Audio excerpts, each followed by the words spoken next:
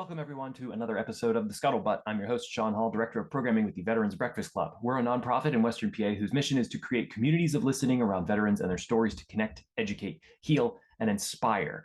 And if you're looking for inspiration, look no further than this episode. Today's guest is retired Lieutenant Colonel Scott Mann. He is a former U.S. Army Green Beret with tours all over the world, including Colombia, Iraq, and multiple tours in Afghanistan.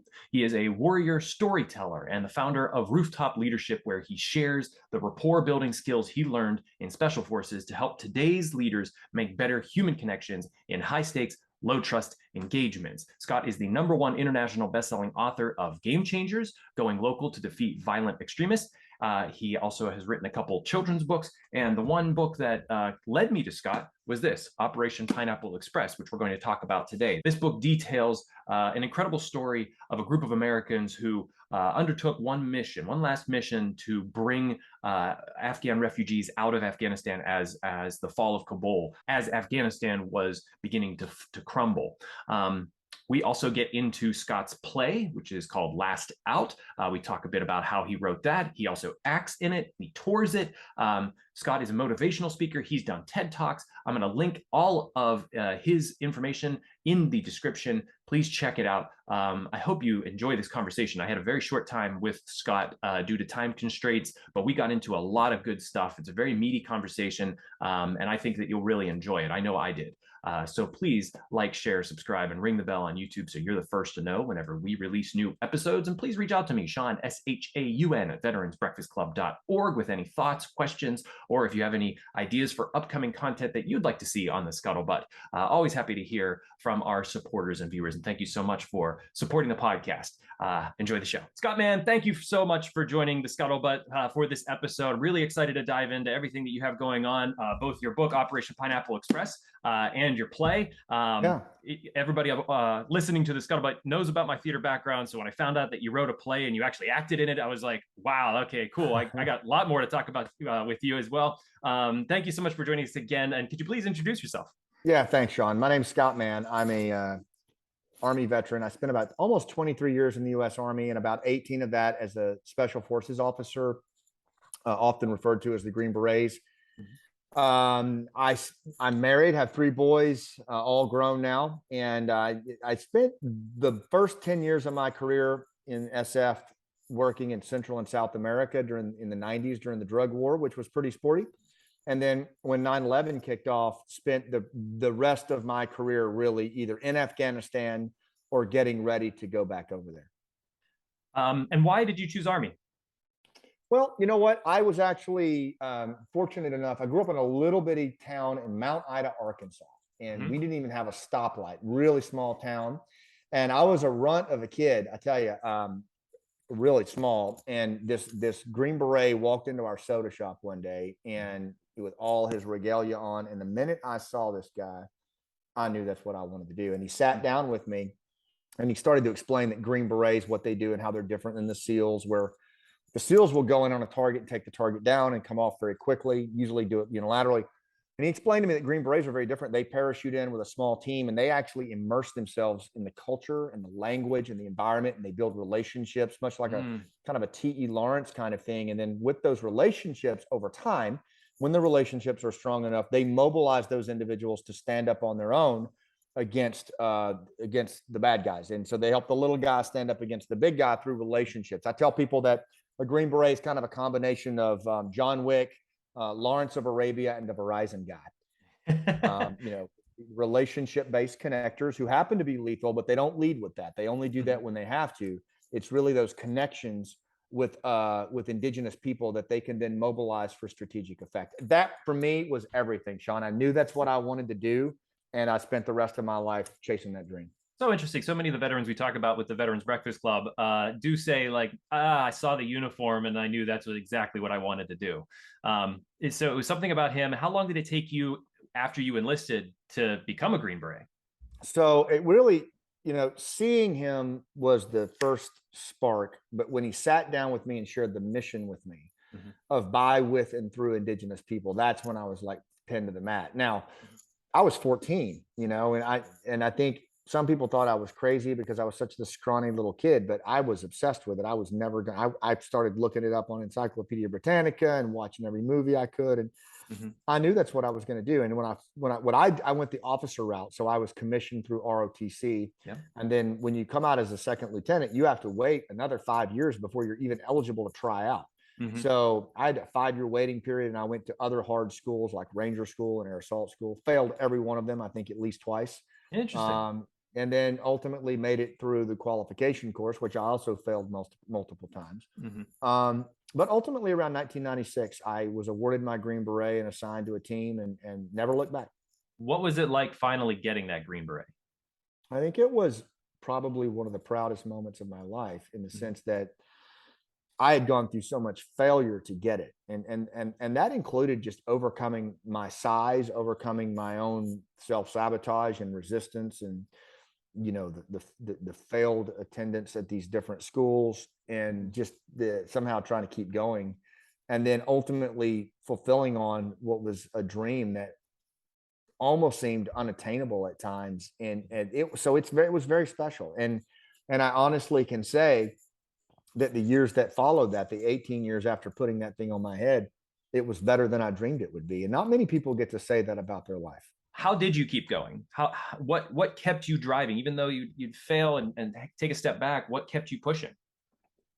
I mean, I think it more than any, my wife, Monty, who I've been married to for 26 years now. And so she was, my faith, Hmm. certainly, but teammates more than anything else. I believe Stephen Pressfield, in his book, The Warrior Ethos, he talks about typically warriors, they don't fight for God and country and all these lofty ideals. They fight for the man and woman to his left and right. And Yeah. and I can tell you that for me really kept me going at times when I wanted to quit in Ranger School, or I wanted to maybe retire or resign early. And there was always somebody at my shoulder who kept me going, and who helped me get a sense of myself even when I didn't have one.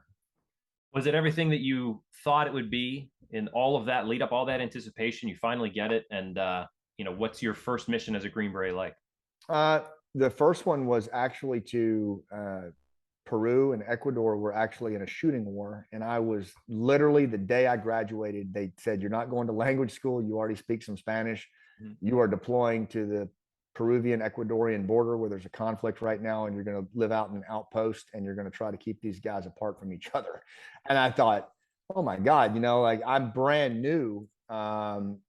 But at the same time, I was kind of excited to get down there and be immersed in a real world mission like that, and be given that kind of autonomy. And it was crazy. It was like going into Jurassic Park, where this conflict was happening, triple canopy jungle, and helicoptering in, and literally getting dropped off just by myself with Peruvian and Ecuadorian soldiers, literally like right there across from each other, and a Peruvian, and then there were a couple of other Peruvian Ecuadorian officers in the same hooch with me. Mhm. So you're like that catalyst that's trying to keep them apart. They would get into fist fights, try to draw their weapons, and you know, here I am, right fresh out of the Q course. So, and it never really stopped after that. Every mission after that was some kind of crazy sporty endeavor into a low trust environment, where it was all about human connection. It was all about Mhm.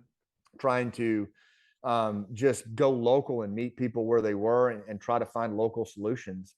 And I loved it. I mean, it tapped into every um, primary instinct that I had as a human, and what I love to do. And every mission, although unique and different, was better than the next.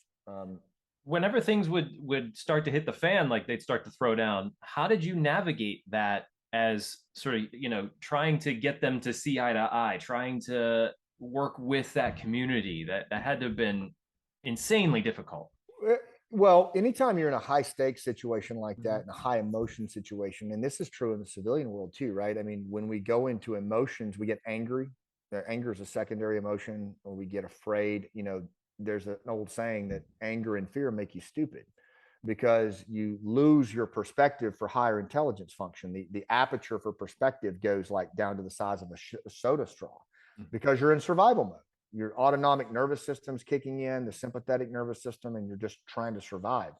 So when that happens, the things that you have to do is you have to lead yourself in that moment. You can't get caught up in that churn. You have to, adjust your own state, feel your feet on the floor, do some good diaphragmatic breaths, and keep your levels where they need to be. And then you need to try to manage the emotional temperature in that room. How do you get both parties down to a parasympathetic state where they're ready to listen to each other? So those were the kind, they train you how to do that in special forces. And most of the time you're with a team of guys who are very senior, who have seen this kind of thing before and are going to help you and advise you on what you need to do. And you work together as a team to do it. And it's really hard and it can be really scary. And that's why I think, during the war on terror, I believe the number I saw was Green Berets had more killed in action than all of the other special operations outfits combined. And the reason was because they're living in these contentious, low trust areas where it's so volatile and you're persistently exposed to it. It's like doing community policing in gangland. I mean, it's just going to go south a lot, but you just try to keep managing the emotional temperature, getting people ready to listen to each other. And at times you gotta throw hands or draw down on people. That's the other side of it. It is also a very nasty, contentious environment. Mhm. And knowing when to do that, when to flick that switch. That's why I use those avatars of John Wick, Lawrence of Arabia, and the Verizon guy, because at any given time, that cocktail that you got to mix up may be 70% Wick and 20% Lawrence. And that's just how it is. And you got to know how to mix that thing and how to bring the right mix of that cocktail to that particular engagement. So speaking of engagement, flash forward to Afghanistan.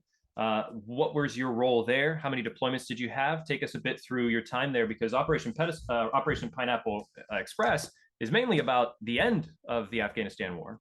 I did 3 tours in Afghanistan and a range of short tours.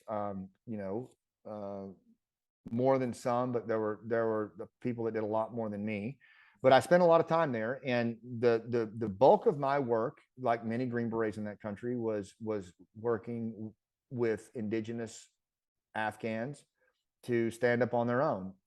Some of that included working with Afghan partner forces like the commandos and the special operations forces, like my friend Nizam.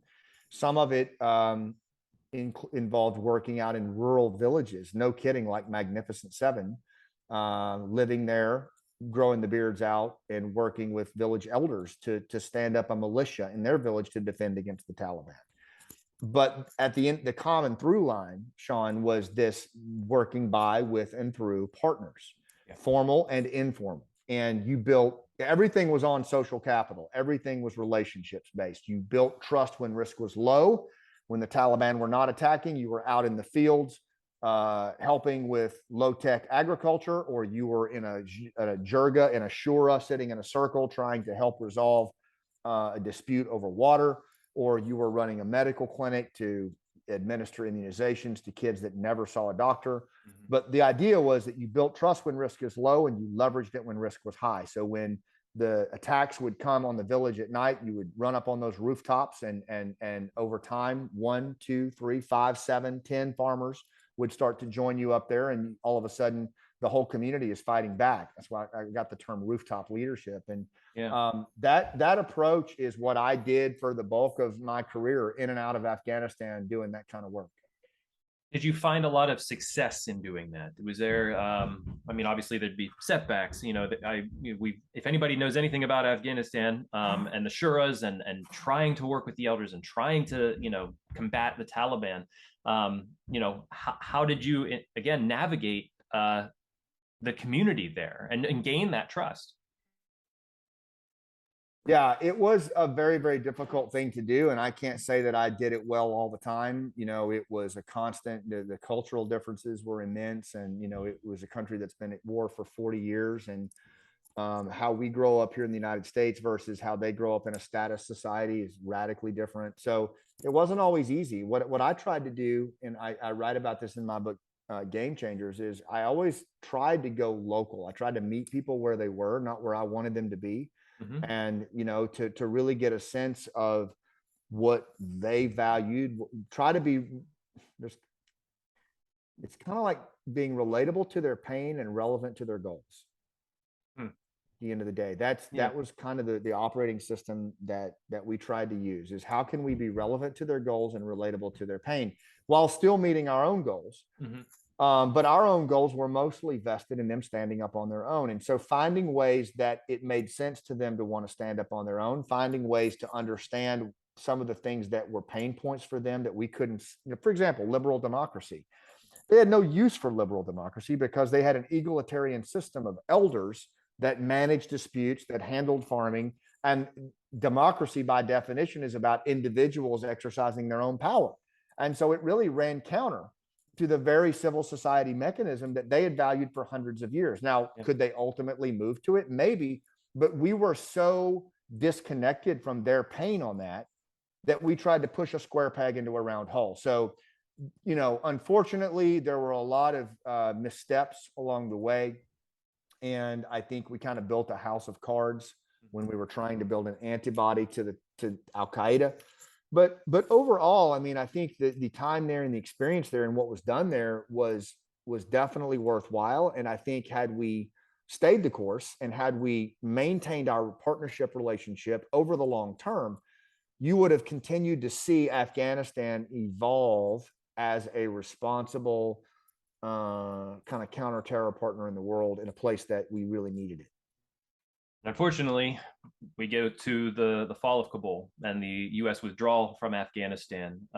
This is, a lot of what your Operation Pineapple Express is about. Talk us through sort of the lead up to that. You gained a lot of trust and a lot of friendships of people that you care about and wanted to get out. What were those days like? Well, and let's not forget too that, we were struck on 9/11/2001 by a terror group named Al Qaeda, who planned, resourced, trained, and projected that attack from Afghanistan. Yes. Right. And it was the worst terror attack in our nation's history. And we looked at each other after 9/11 and we said, that's never going to happen again. And because there was no substantive ground intelligence capability to warn us of it, and there was no partnership force to do something about it. And we were not in that country at the time. So, the over the horizon stuff just didn't work. And so we made a commitment as a country, we made a commitment as a military that's never going to happen again. And so we spent 20 years fighting for and bleeding an intelligence capability and a ground partner network that could be the antibody to violent extremism. And we did that. And we kept terror attacks away for 20 years, but we also built a coherent capability. In doing that, Sean, we created these amazing relationships with the commandos, the Afghan Special Forces, the KKA, interpreters who would literally walk through a minefield to put a tourniquet on a wounded Green Beret and get him out of there without even thinking about their own safety. And that's just one example. Over and over again, most special operators will tell you they're sitting here, including myself, because of the actions of an Afghan partner. So when Afghanistan started to collapse in 2021 in the spring, I was getting texts from a young man named Nizam, an Afghan commando, Afghan Special Forces, had even gone to the U.S. Special Forces course. I had worked with him in 2010 when we were doing that village program. We had become good friends. He was shot through the face defending a U.S. Special Forces team and warning them of an ambush. He was shot 3 times in the chest by ISIS, conducting unilateral operations against them when we started to pull back. And those are just a few examples of how the level of this guy's loyalty. And I'd been retired for 10 years, and he was sending me signal messages in the spring and summer of 2021 that things were falling apart. I was getting a provincial play-by-play of collapse of each province. And it became pretty clear by, June, July, that the whole thing was going to collapse. And Nizam, my friend who had put in for a special immigration visa a year past, had heard nothing. And now he's hiding in his uncle's house, like Anne Frank. The Taliban are texting him, sending him messages that they know where he is. And it became very clear to me after Kabul collapsed on August 15th that no one was coming for him. No one was going to help him. And all I could think about was him. It's like he was that one friend that had reached out to me, and everything that I had done in that war seemed to hang in whether or not this young man lived or died. And part of it is your training of no man left behind, right? No man left behind, and this emphasis in the special forces community on partnership. You know, you don't leave your partners behind. Like, you endure what they endure, you eat what they eat, you sleep where they sleep, you go through what they go through, and you sure as hell don't just walk away from them when it becomes inconvenient. And that, so what happened was, for all of us, including myself, it became a moral injury. It became a violation of what one knows to be right. And even worse, it was a violation of what one knows to be right by people we trusted. Mm-hmm. And so for me, it was a decision of either get involved again. And I didn't really want to, because I retired from the Army because I felt like the careerism and the direction in Afghanistan was going the wrong way. So I retired as a lieutenant colonel and had moved on. Or get involved and try to help this young man and get sucked back into the whole thing. But I would rather do that than try to live with the fact that I didn't do anything. And so that's really what started the whole Pineapple Express thing. It's what started, I think, most of the volunteer groups, is a friend in trouble reaching out for help. What did your wife say? She was very supportive of you when you were, trying to become a Green Beret, but then you retire and it's like, okay, maybe we can leave military life behind, but there's this thing that you have to do. Yeah, that's a great question, Sean, and I appreciate you asking that. Mm-hmm. And I talk about this in the book some, but it basically, my wife, Monty, was afraid that I would go back to some of the dark places that I had gone in my transition. I had a very rough transition from the military. I came close to taking my own life, and it just wasn't good. And it took me a long time to move past that. And it took her a long time, and us a long time to move past that. I mean, times when she was pulling me up off the floor. Yeah. And now she's thinking, oh my God, like, we're going to literally go back into this overnight. But she knew that there was no way that I couldn't do something to try to help Nizam. And when we got Nizam out, and I thought that was it, then my phone just started blowing up with other buddies who were SEALs and Rangers. And, hey, I heard you got Nizam out. I'm working this interpreter. I'm working this commando. Can we work together? And Monty just kind of looked at me and she was like, I'll go start making supper, and she knew, she knew that this was now our life, and that it was going to be a new experience. And we were, our youngest son was about to go off to college. We were about to be empty nesters. I mean, we were finally at a place in our life where, we could kind of move on and really enjoy what we had worked so hard to enjoy. And none of that really happened. And she was amazing. And I know that I couldn't have done any of this without her, but that's true for my entire military career and life. So, yeah. I don't want to do any spoilers for the book, but can you talk a bit about how you got Nizam out? Sure. So basically, I looked at it and I thought, man, I'm a storyteller. That's my trade now. I mean, I tell stories written, orally. We were just about to launch our play again, and I thought, I don't really have the game to get him out by myself. I'm not going over there, so we're gonna have to do it remote. So I just got on the phone and we talked about relationships, right? So I called buddies Green Berets and Washington insiders, who the common thread was love of Nizam.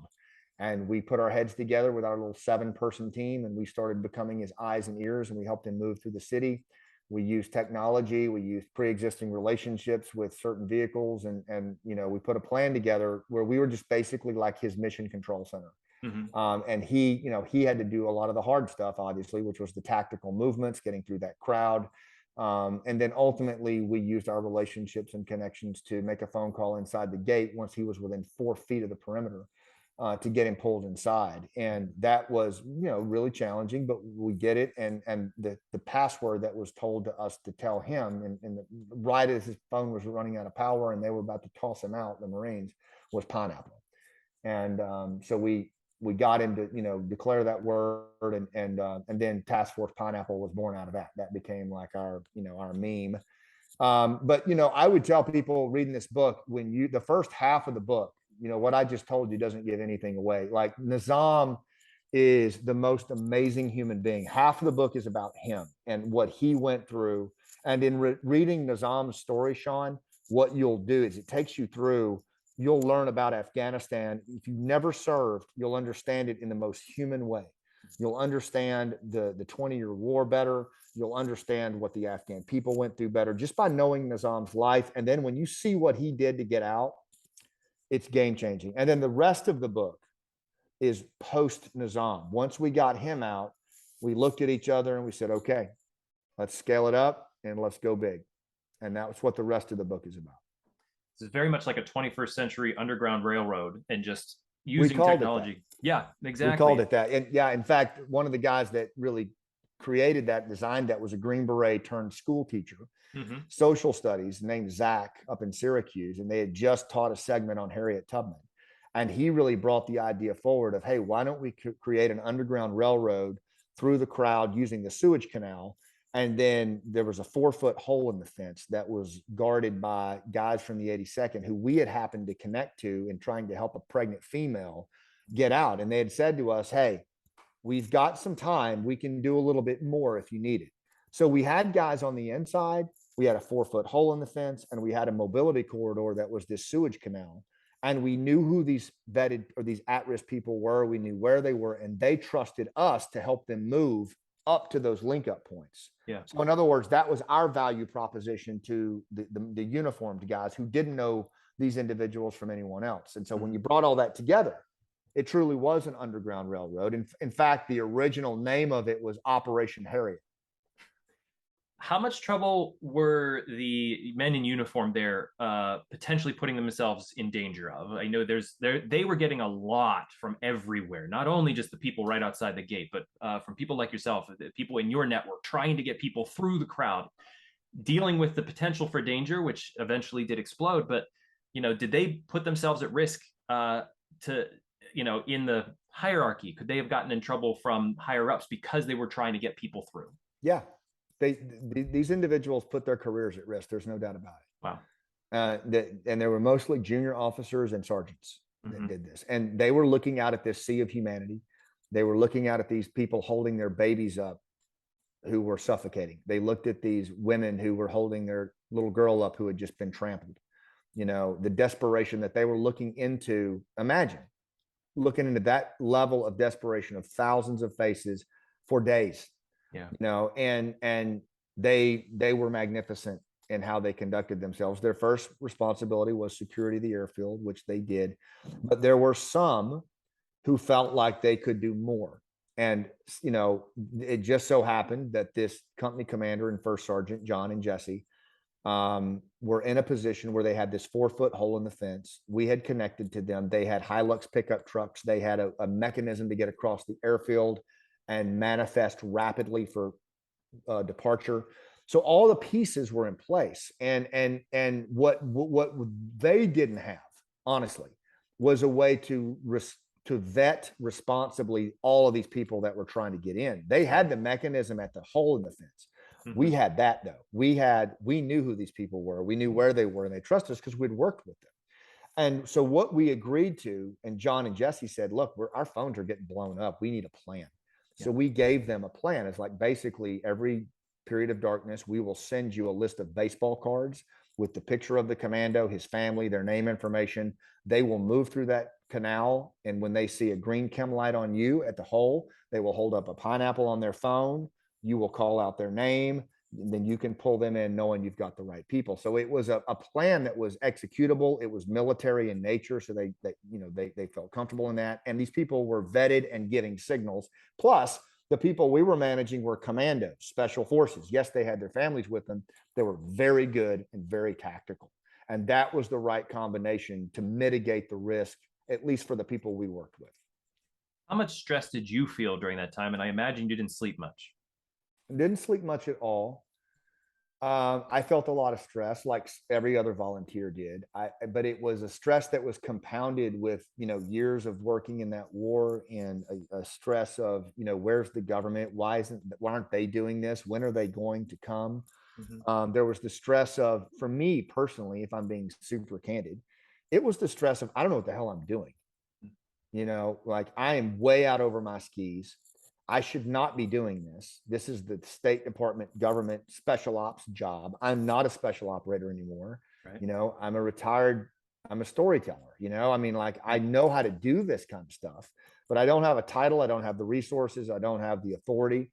And so, yeah, it was a ton of stress in that regard. And by the way, these people who are out there in that mass of humanity, thousands of people in 107-degree temperature, getting flashbangs thrown at them and getting trampled. for 3 days with no water. Like they're all hanging out there because they think we have a plan Yeah. and they think we're going to get them out, and that added a whole new dimension to the stress levels. And that wasn't just me, that was all of the guides went through some version of that. And it profoundly affected them to the point of a level of moral injury in my assessment right now that will eclipse the Vietnam generation in terms of impact. We have a large network of Vietnam veterans who attend our Veterans Breakfast Club events. I would say that they are probably our biggest constituent base, part of VBC. I believe they are at a point now in their lives where they want to talk about the war. They want to talk about their experiences. And certainly after the fall of Kabul, we had many special programs where they were talking about how that made them feel after the fall of Saigon, how it brought up all these feelings, how it felt like history was repeating itself. This idea of the moral injury, I don't want to get too ahead of ourselves, but you talk about being a storyteller now. How are you working through the moral injury through storytelling? That's a great question. And I want to just throw a shout out to the Vietnam veterans. First of all, every time I came home from deployment in the airport, every person there to meet us just about was a Vietnam veteran because they said that this is not going to happen to these kids. What happened to us is not going to happen to these kids. And I can't tell you how many Vietnam veterans mentored me through this war. Like I can't even count. And whether it was doing the village engagement program or whether it was trying to figure out how to come over my own trauma, my own guilt, it was always a Vietnam veteran that was at my side every time. And I think it will be the Vietnam generation that will help us, come out of this and figure it out because unfortunately, they've been through it and treated so poorly, but yet they have so much dignity in class that once again, they're right there helping us figure this part out, which they should never have to live through again. So I'm just so grateful for them. My God, what a national treasure we have in those human beings. I'm just in awe of them. But to your point, how am I kind of trying to move through that and heal? It is through storytelling. Our nonprofit, The Hero's Journey, our whole focus is on helping warriors and family members and first responders find their voice and tell their story as they transition out of service. And the reason for that is I had a very bad transition and had some mentors that showed me the power of storytelling to the point that I became a public speaker, that I trained other veterans on how to do it. Once I realigned with my narrative as a warfighter, it really helped me see that stories, you can heal yourself, you can reconnect with others, you can bridge that civil military gap. I think with the Vietnam population, I think they figured that out too, that they realized that their storytelling skills had serious value in so many ways. And for me, I've just gone full into that. I believe that, even the study called After Kabul says that like 2/3 of civilians and veterans say we need less ceremonies and parades and more community engagement and storytelling events. Yep. And my biggest thing that we're doing is we run workshops for veterans on how to tell their stories from the stage and in daily life. And then our play, Last Out, Elegy of a Green Beret, is kind of the ultimate tool that we use to travel around the country with veteran and military family members in the cast, using theater as a way to validate and heal our veterans while simultaneously informing civilians on the cost of modern war. Can you talk a bit about Last Out? Again, I feel like we're getting ahead of ourselves. It's only because of our sort of shortened time frame today, but really Last Out, I saw the trailer on YouTube. I'm happy to link it here in the description for anybody who hears that and says, Last Out, I haven't heard of that play, but why did you decide to write it and where does it perform? How's that for a midlife crisis, huh? I mean, it's I decided to write it as a way to heal myself. One of my mentors had written a one-person show about being an NFL football player and how he became that. And he just convinced me to do it. And it really was for me. I did a little reading of a scene at a community theater about a silly band that I wear. And in the play, I talked, it was given to me by my son, Braden. It's called the Magic Silly Band. And I became the silly band and told the story of how I went through Afghanistan with my owner. And it just brought the place down. And they were like, that's a play. So I kept going. It took me about 4 years to write it. And we finally got it up on its feet, and we cast it to an all-veteran cast. I had never acted, so I went to New York for a year and studied under Larry Moss, and just worked off and on under him and Carl Bury and others. But we debuted it in 2018 on Veterans Day here in Tampa, Florida, and then we went on a tour to 16 cities. And it's called Last Out, Elegy of a Green Beret. But the whole storyline is basically a Green Beret named Danny Patton. He's a team sergeant. He's killed in the very first scene, and he wants to let go and ascend to the warrior resting place of Valhalla, but he's holding on to something and he can't let go. So his best friend, Kenny, who was killed in the Pentagon on 9/11, comes down with a group of operators who are basically shapeshifters who died in other wars, and they take Danny back through his life by becoming all the people who made his heart pump the most blood. And they take him back through so that he can figure out what he's holding on to and let go.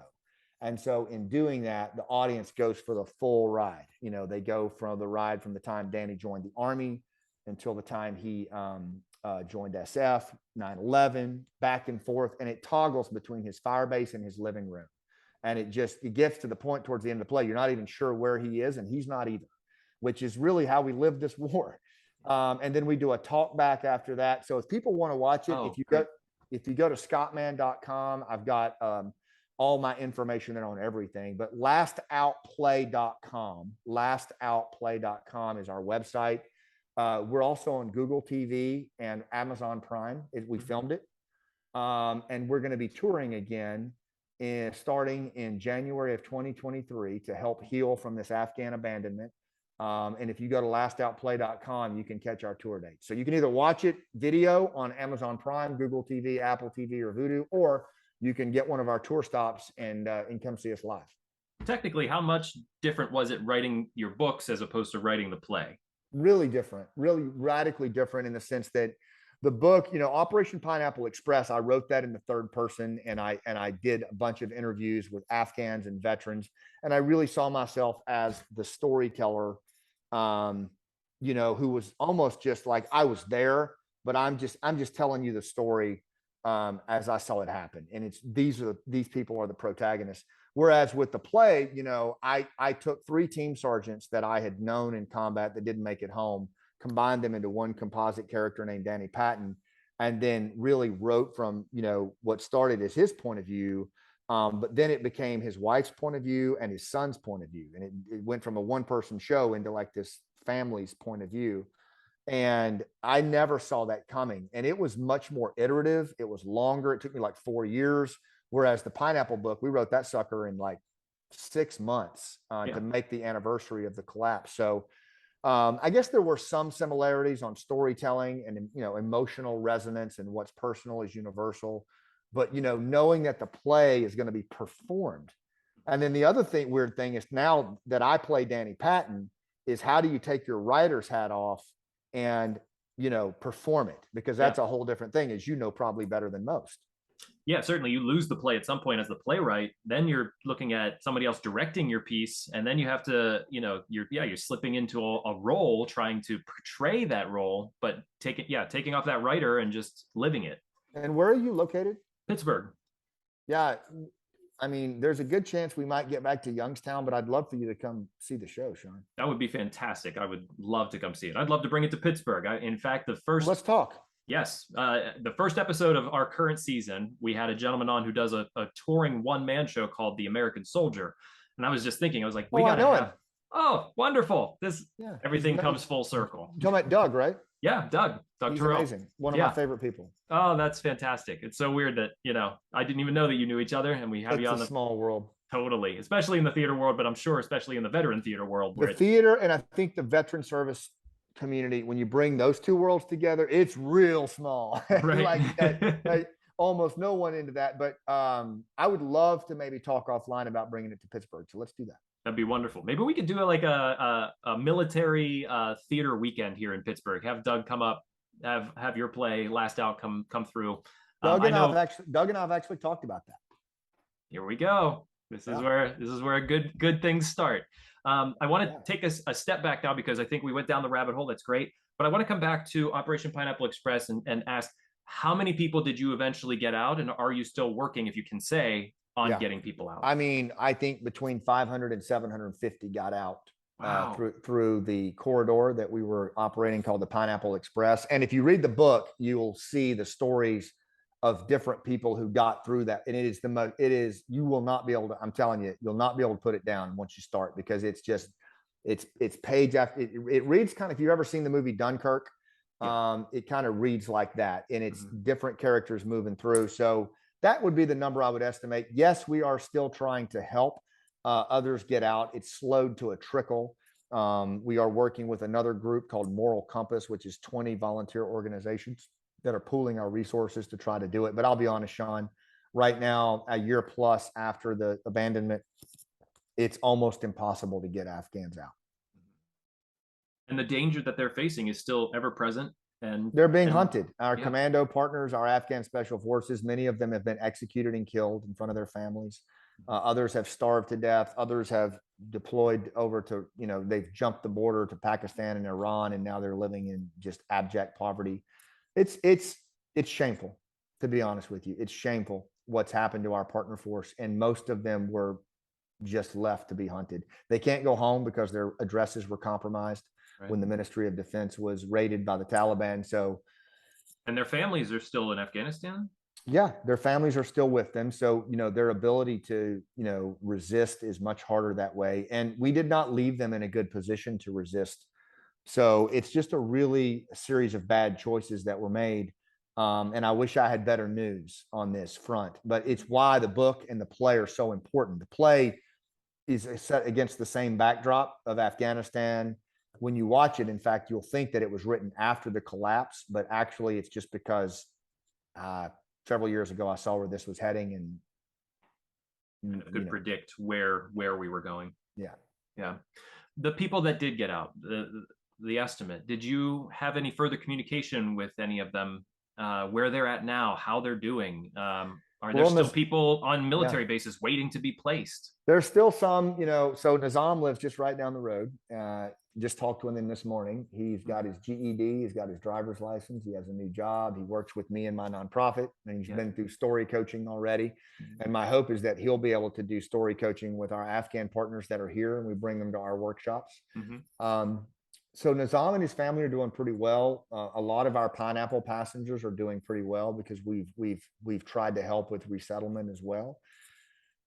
But honestly, Sean, most of our Afghan refugees are not doing well. They've overwhelmed the resettlement system by the sheer numbers, and they're living in little hotel rooms with very little money, no English speaking capability, and really struggling and dealing with immense amounts of trauma that they endured over there that has not been resolved. Same for their children, same for their spouses. And it's literally like they've changed planets and they don't know where to turn.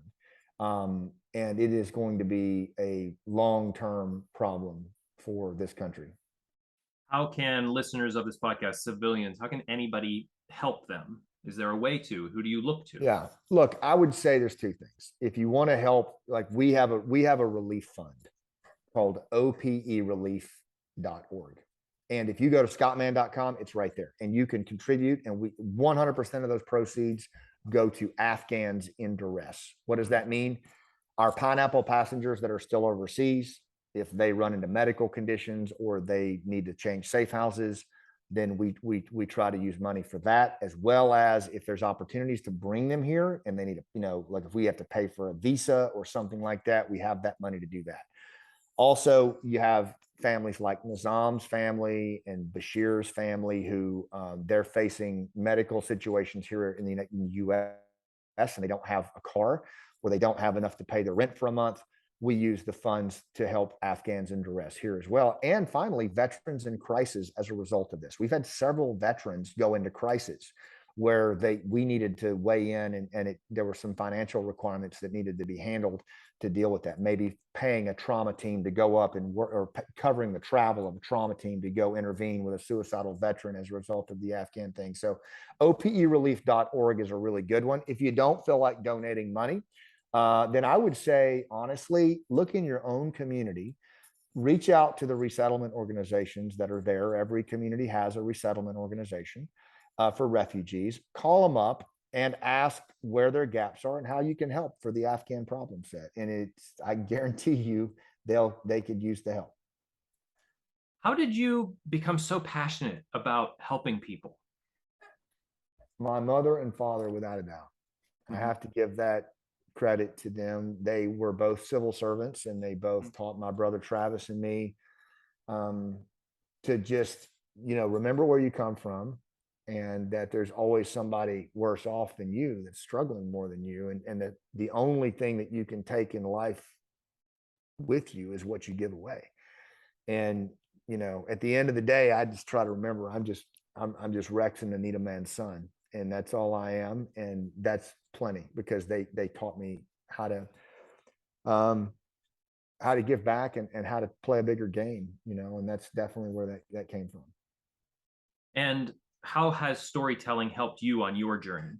Oh my goodness. It saved my life. It brought me out of a closet where I was holding a 45, and it gave me a way to reconnect and find meaning in my life, and to answer those diabolical questions that kept spinning in my head about combat and about war. And I found a way that when I realigned with my narrative and my backstory, that I found purpose again. I found that I was able to take repurpose my struggles and put them into work in the service of others. I call it the generosity of scars. I'd love to send you my TED talk about that, called the generosity of scars. But I found that I could even tell stories of trauma and struggle and pain, and tell them in the service of others. And if I did that, and I did it, to serve other people and not make it about me, then they would locate themselves in my story. And that universal singular of storytelling would allow them to find meaning for their own life, to get a sense of themselves in the safety of my narrative.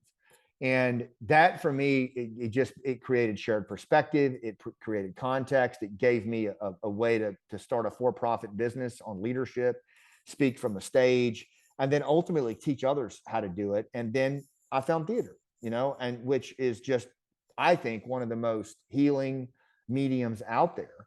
And what, frankly, societies have been doing for thousands of years to reassimilate veterans to their community. So, I mean, in every aspect of my life, storytelling has been there. And it's not unique. You don't have to be an actor or a playwright. I think storytelling is one of those universal, we're all storytellers. But if we give ourselves permission to do it consciously, whether we served or not, it's a game changer in how we navigate the world. And I think it's important maybe for our audience to know that this wasn't overnight. This is and it is a continuous thing. It's not like you just Years. heal from it and it's over. Okay, good. I'm a storyteller now. It's like, yeah, years. And what advice do you have for veterans who may be seeking this or maybe starting that journey? Just to know exactly what you said, that storytelling, it is an iterative journey. In fact, if you think about it, the brain is a metaphorical pattern matching organ. So the brain tells itself a story about every single thing that is put in front of it, and we are the protagonist in our own story every second of every day. Like, we are living a living story every day. Our brain is making sense of the world through narrative, and we're the hero in the journey. And if we start to think about it that way, that, okay, if that's how our brain makes sense of the world at an unconscious level, it doesn't use PowerPoint, it doesn't use data, it uses narrative to make sense of the world, then why wouldn't we start to tap into that consciously and start to build that cognitive and conscious skill as a storyteller? Because the reality is, we've been telling stories for 70,000 years.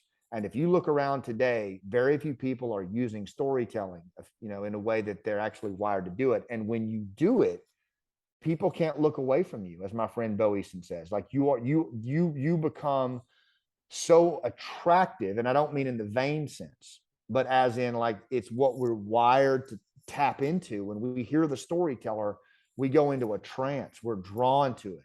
And that's a journey. It takes a long time, but it's worth it, because at the end of the day, you're going to own every room you walk into. So true. Scott, I want to thank you for this sort of like, it feels like a really good steak that we just had. And though we have a shortened podcast today, I feel like we filled it just beautifully with so much information. I'm going to put the links to everything that you gave to me, as well as how to get your book, Operation Pineapple Express, here in the description. So anybody who's looking for that, just scroll down. Please like, share, subscribe, ring the bell on YouTube so you're the first to know whenever we release new episodes. You can reach out to me, Sean, S-H-A-U-N, at veteransbreakfastclub.org. Scott, I want to give you the final word here. Thank you so much for being a part of the podcast. Yeah, I mean, I just appreciate the platform, and our veterans offer so much as our moral compass to civil society today. And if you are a veteran, your story is really important. And regardless of how much trauma or struggle you've faced, I mean, we need to hear it, and we need your leadership. And to our civilian partners, we need you. We need guys and girls like you, Sean, who recognize that the integration back into society and the harnessing of veteran horsepower is going to come from civilians like you. As my dogs like terrorize the end of this podcast. Your dog wants to tell his story too. He wants to tell her story, but it's going to be her. civilians who help us, come back across that divide and platforms like this. And I do hope people will go to scottmann.com. All of my body of work is there. And I think folks can really dive into a lot of the work that we're doing with veterans and storytelling and check it out for themselves. Feel like we really just scratched the surface today. I do hope for our Pittsburgh audience that we get you and your play Last Out to come through here. We'll certainly work on that through VBC. Thank you again for being a part of the podcast. I really appreciate the inspiring hour that I've spent with you, and have a wonderful day. It's my honor. Thank you, Sean.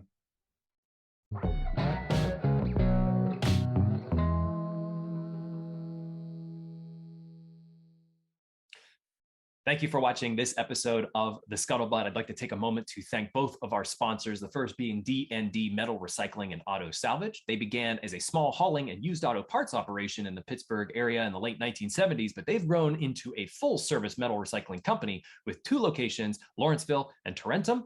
D&D accepts all types of metal, both ferrous and non-ferrous, that may be generated by industrial manufacturing, construction, and demolition, small commercial entities, as well as individual customers. They have a wide variety of material handling equipment and are capable of managing any type of job in a timely and efficient manner. You can contact them for quotes and availability at D&D. That's D&D Autosalvage.com. Thank you so much to D&D.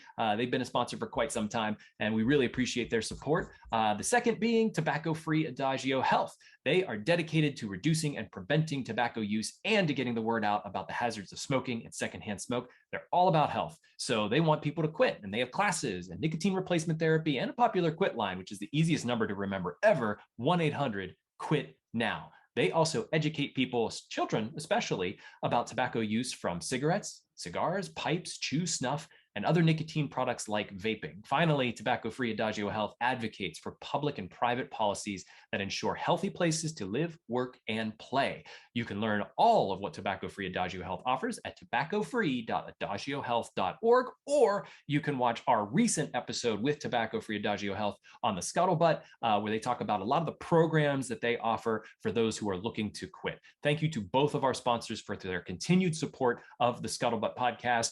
We really appreciate it. Thanks.